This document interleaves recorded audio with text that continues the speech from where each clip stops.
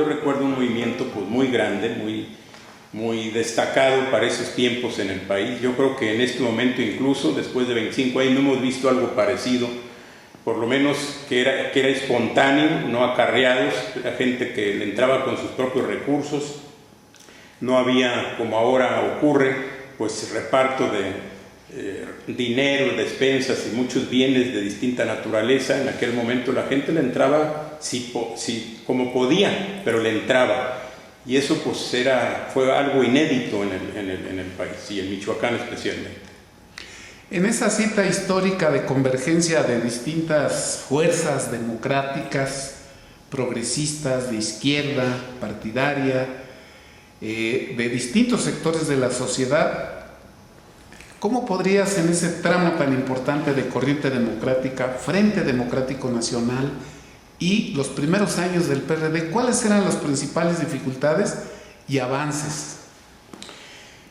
Pues los avances creo que especialmente se dieron en función de que había un programa para el desarrollo nacional del país común.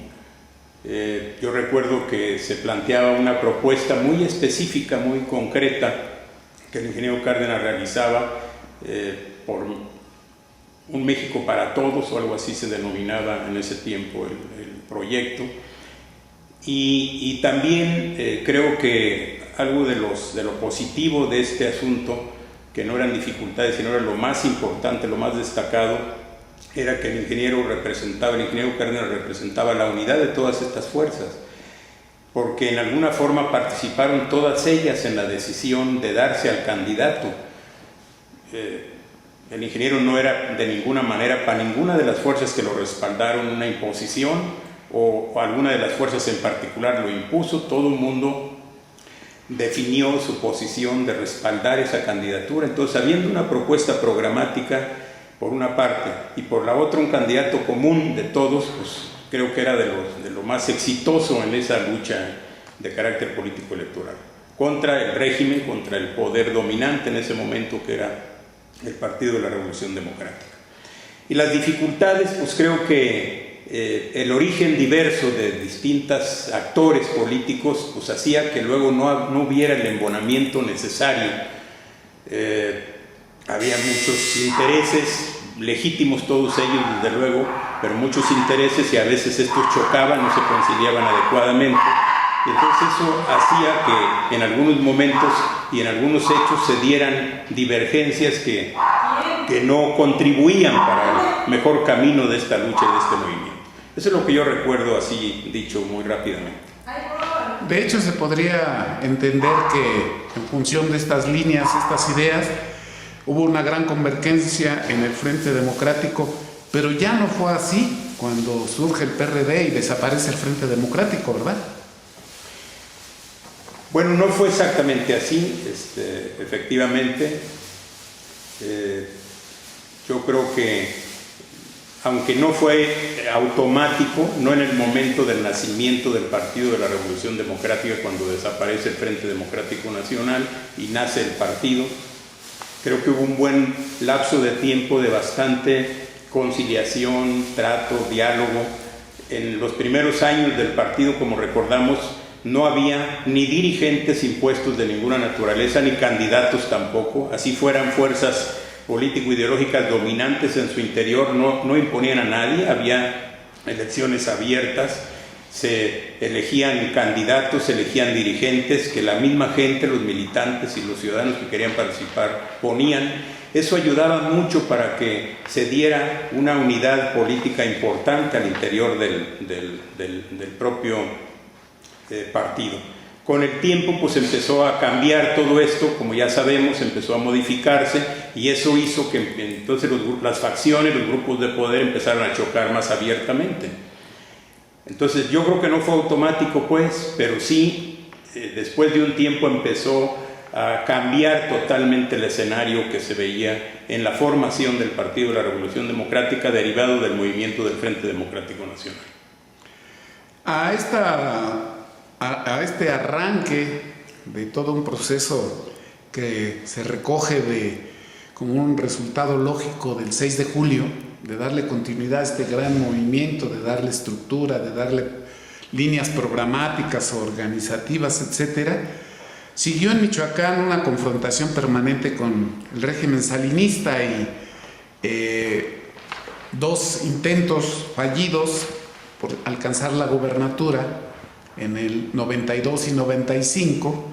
Hay opiniones muy claramente señalando factores externos del régimen, toda la imposición, manipulación de las elecciones, etcétera, etcétera, pero también mencionan algunos elementos de carácter interno, confrontación, división entre dos grandes bloques. ¿Tú cómo lo miras a la distancia?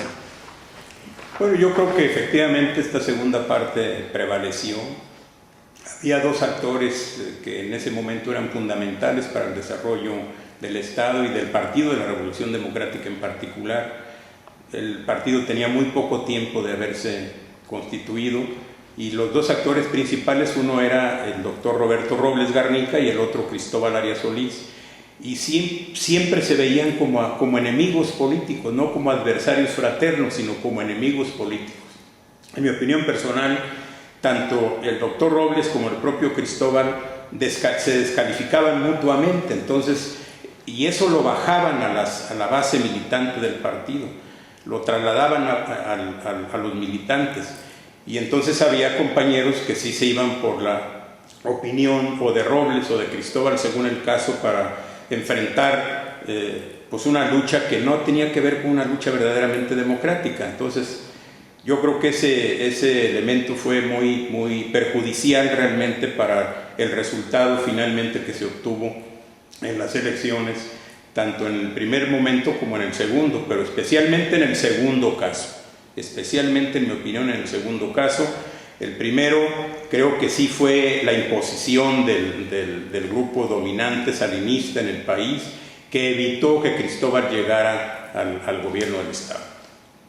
Con los procedimientos que ya conocemos, buscaron la manera de hacerlo.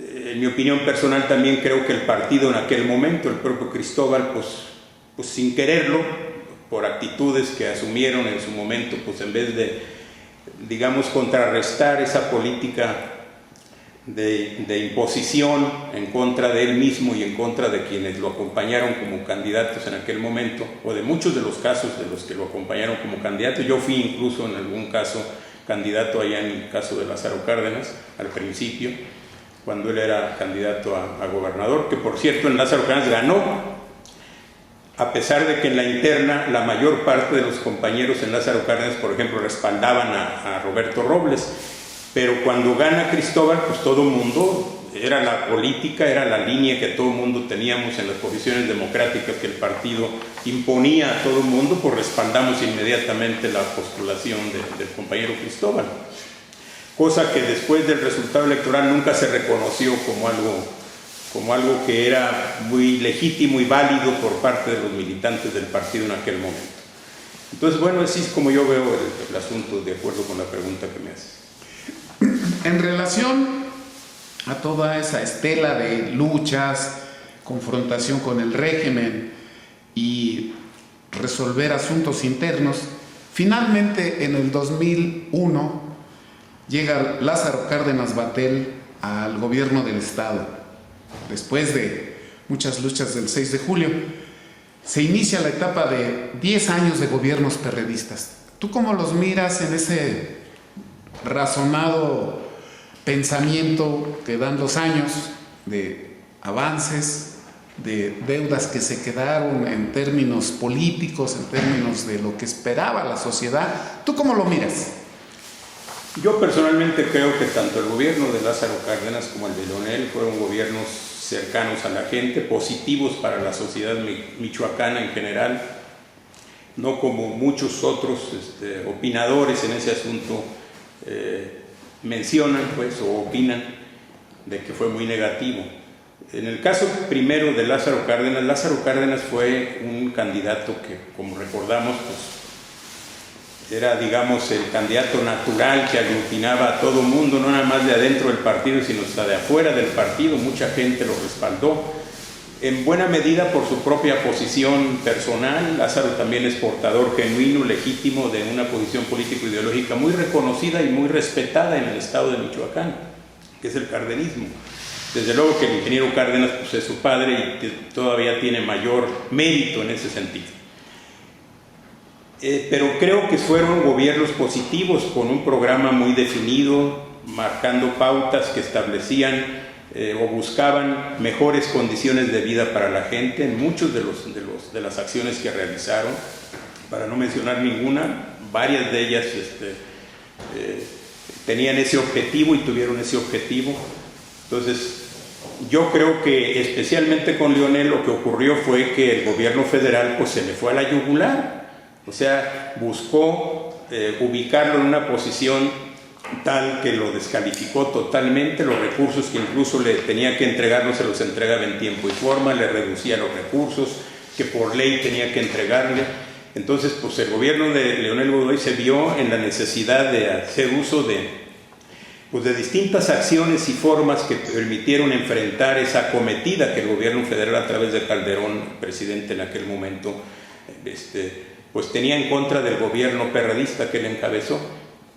Pero en términos generales yo los califico como gobiernos realmente cercanos a la gente, dedicados a servirle a la población, a la comunidad, no como dicen que se robaron el dinero, pues, en fin, yo creo que las posiciones de quien los descalifica así, sin mayor análisis, por lo de la deuda y muchas otras cosas, pues olvidan que realmente el Estado de Michoacán, como en todas las entidades del país, depende en gran medida de un porcentaje altísimo de los recursos federales. Cuando los recursos federales llegan, pues entonces se aplican.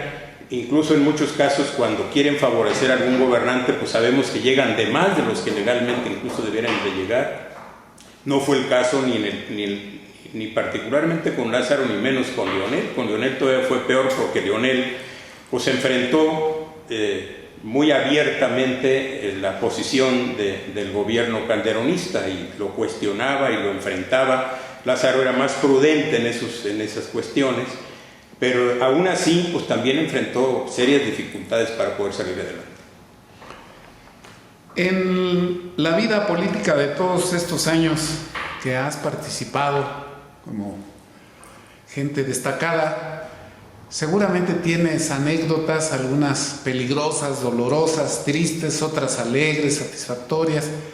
¿Quisieras compartirnos alguna anécdota que te haya dejado huella? Pues hay una que yo recuerdo mucho. Bueno, hay varias, y quiero destacar una que recuerdo mucho. No recuerdo la fecha exactamente, pero se nos recomendó en el partido, en todos los distritos electorales, que no permitiéramos que se introdujeran elementos ajenos a los comités distritales electorales que en aquel momento operaban, porque se decía que iban a meter la mano, que iban a cambiar urnas, sacar boletas, etc. Creo que fue la primera ocasión que contendió el ingeniero Cuauhtémoc Cárdenas como candidato a la presidencia de la República. Entonces convocamos para tomar esa acción y tomar esa medida a una plaza pública en Lázaro Cárdenas. Y llegaron pues muchos cientos de personas, hombres y mujeres, pero teníamos, los que convocábamos y los que dirigíamos ese asunto, teníamos la preocupación de que se diera alguna violencia, porque estaba rodeado las instalaciones del comité distrital por policías ministeriales, por policía judicial del estado, por militares armados, y pues temíamos que algunos de los compañeros, que había mucha indignación por los resultados que se decían se habían tenido en los distritos, que además nadie creía que hubiera ganado en aquel momento Salinas en el país, como no lo hizo en Michoacán, pero toda la opinión de la mayoría, inmensa mayoría de la gente, era que no había ganado realmente, que quien había ganado era Cuauhtémoc Cárdenas. Y entonces usamos el micrófono y dijimos a la gente: esta es una lucha pacífica, vamos a rodear las instalaciones del comité distrital, no acepten provocación de ningún tipo, y si hay gente armada, por favor, dejen las armas. Aquí en la oficina, teníamos una oficina en esa plaza. Pues no nos alcanzaron los escritorios, los cajones para llenar de armas y de cuchillos y hasta machetitos cortos que llevaba la gente. Y la verdad, pues después para entregarles no sabíamos quién nos había entregado una cosa, quién otra, entonces fue una dificultad como quiera. Pero aún así recuerdo que hubo mujeres, sobre todo, que en las bolsas no quisieron dejar las armas que traían en la bolsa, y fueron de todas maneras ahí. Entonces nuestra preocupación se mantuvo hasta que terminó la acción que llevamos a cabo, y la verdad sí nos recordamos mucho eso, porque qué bueno que dijimos eso, pero pues nos preocupó más cuando vimos que todo el mundo iba preparado para pelear, ¿no? O que mucha gente iba preparada para pelear. Ya instalados igualmente en el 2015, ¿cómo miras la situación actual del partido, el enfoque desde Michoacán y la percepción, la expectativa que tienes del futuro del gobierno actual de Michoacán? Pues primero el partido, muchos de nosotros que somos militantes del Partido de la Revolución Democrática, abrigamos la esperanza cuando se dio públicamente el anuncio de que renunciaría el Comité Ejecutivo Nacional encabezado por su presidente y su secretario general actual, de que las cosas iban a empezar a mejorar en el partido, de que se iban a modificar los procedimientos, de que iba a haber reformas estructurales internas que modificaran las que se hicieron desde hace tiempo, donde los grupos dominantes a través de las corrientes son los que definen las cosas, son los que mandan.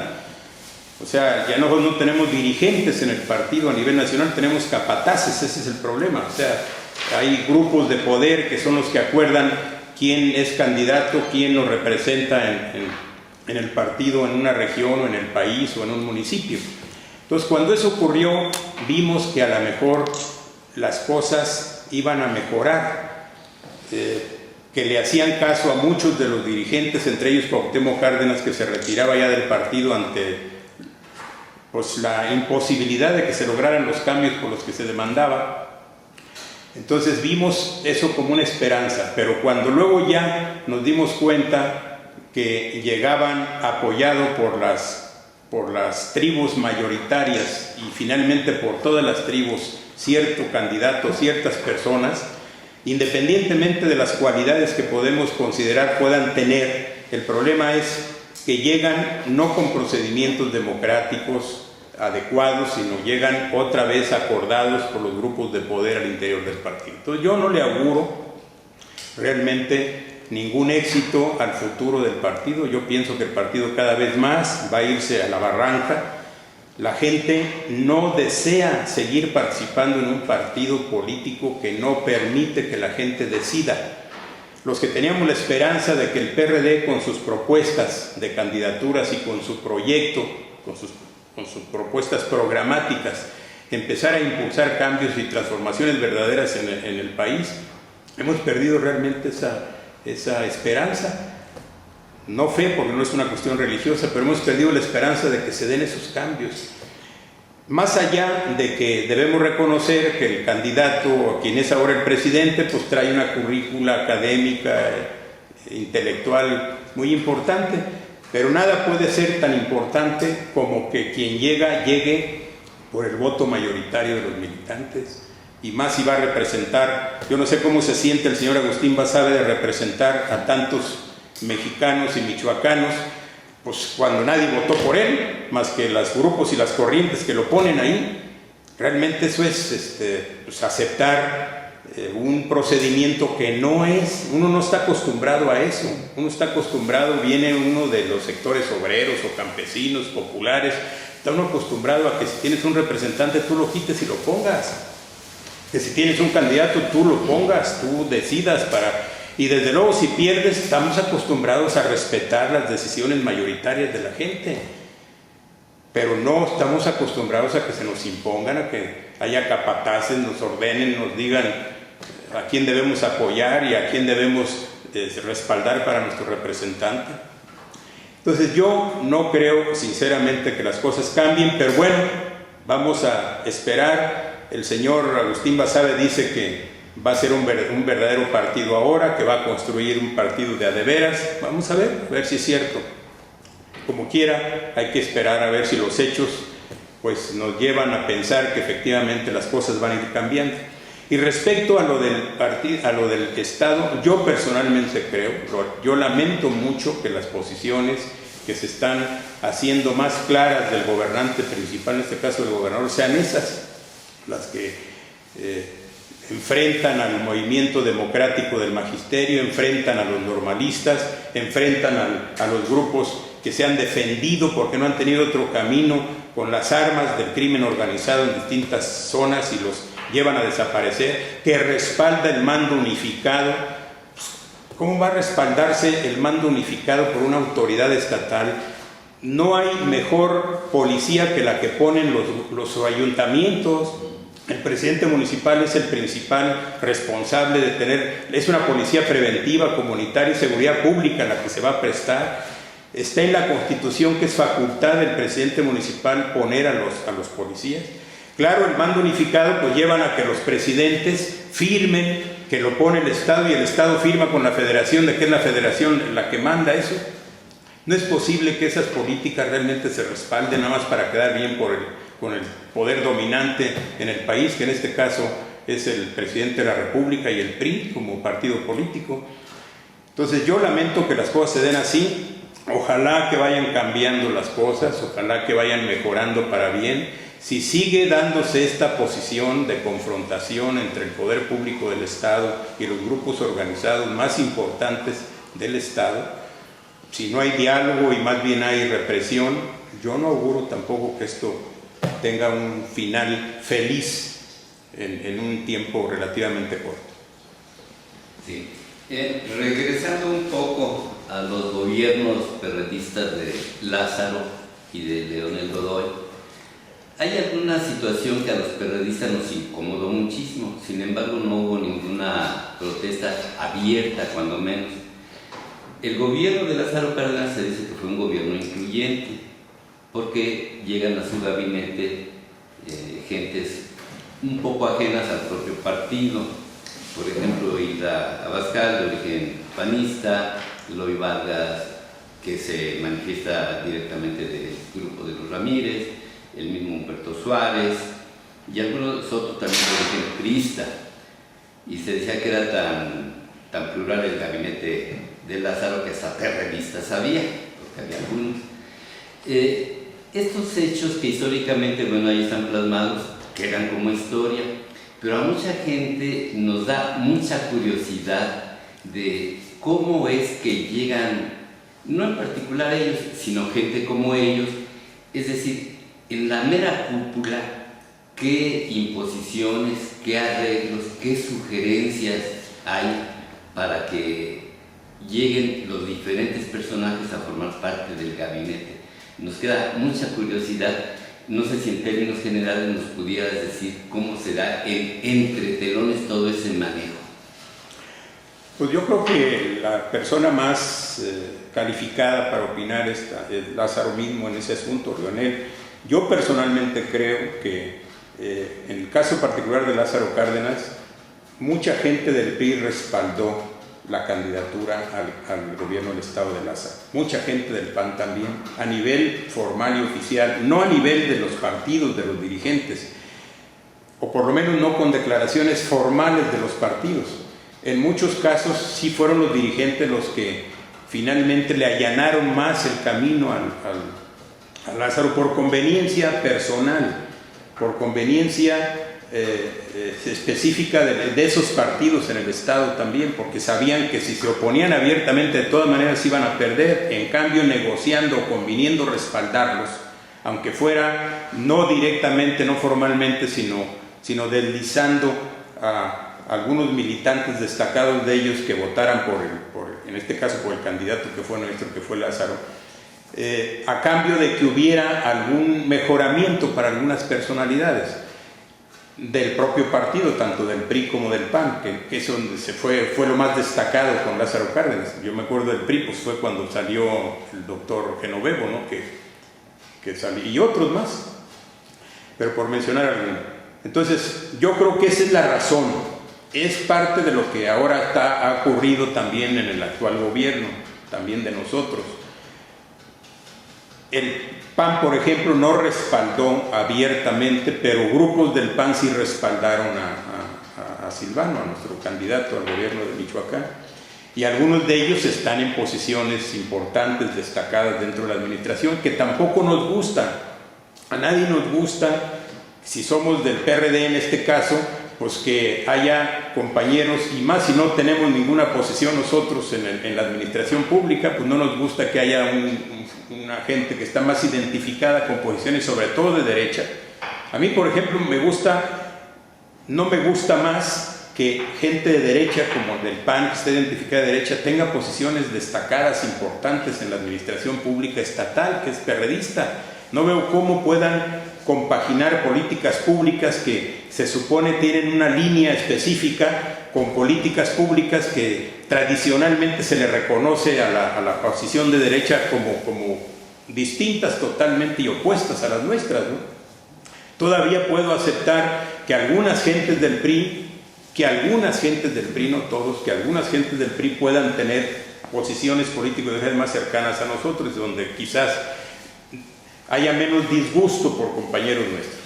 Pero yo también tengo, igual que ustedes, que a varios periodistas no les gustó, también tengo esas opiniones de que no nos gusta eso, pero las razones son esas, donde el gobernante, como son muchas las posiciones, pues para llevarse más votos, pues ofrece posibilidades de acomodo en alguna parte de la administración de ciertas personas. Termino diciendo que cuando se trata de que son finalmente, aunque sean posiciones importantes, son secundarias porque no imponen políticas públicas, sino las políticas públicas las impone el gobernante principal, en este caso el perredista Lázaro Cárdenas. Yo digo que finalmente si hay que negociar, más cuando se da uno cuenta que se mete la mano muy suciamente a veces en los procesos electorales. Creo que no ocurrió con Lázaro, pero por lo menos no abiertamente. Ocurrió más con Leonel, donde sabemos que estuvo a punto de que casi salía pues con una posición de empate con el PRI. Pues su diferencia la redujo bastante todavía por esa razón. Finalmente, Rafa, ¿quieres agregar algo? Pues no, solamente decir que muchos perredistas, creo que no es una opinión personal, solamente yo soy parte de muchos perredistas que estamos muy inconformes de que las cosas en el partido se mantengan como están y de que no se den verdaderamente pasos para que haya transformaciones verdaderas, para que realmente haya una democracia real, verdadera en el partido, como ocurrió al principio, en los primeros años del partido. Yo no coincido con las ideas, con las posiciones, y creo que mucha gente no coincide con las posiciones donde dicen que es preferible que haya acuerdos internos para imponer candidatos a irse a procesos abiertos internos por la división. Dicen que eso genera. Pues ¿cómo vamos a preferir el aceptar imposiciones a luchar abiertamente y en todo caso respetar la decisión mayoritaria de los militantes? Entonces, yo creo que si no cambian las cosas, y ojalá los nuevos dirigentes que llegan a hacerse cargo del partido se den cuenta que tienen que cambiar. Se ha dicho mucho que en el 2018 se ocupa la unidad de la izquierda. Yo no veo cómo, nadie propone cómo se da la unidad de la izquierda. Yo digo que la única manera de dar la unidad política de la izquierda es que sea en torno a un programa común y con una candidatura común donde participemos todos y finalmente respetemos las decisiones y quien resulte candidato respalde el programa común de todos. Entonces sí, se puede dar la unidad. De otra manera no se puede. Si no hay ese proceso democrático y abierto, pues ¿cómo vamos a dar la unidad en la izquierda con grupos que no te preguntan siquiera para dónde te quieres ir, ¿no? Nada más te imponen candidatos o te imponen programas o se alían con los verdaderos adversarios, ¿no? Que es lo que está ocurriendo en el PRD. Yo es lo que querría terminar ya la entrevista, Mario, y agradecerles mucho la oportunidad.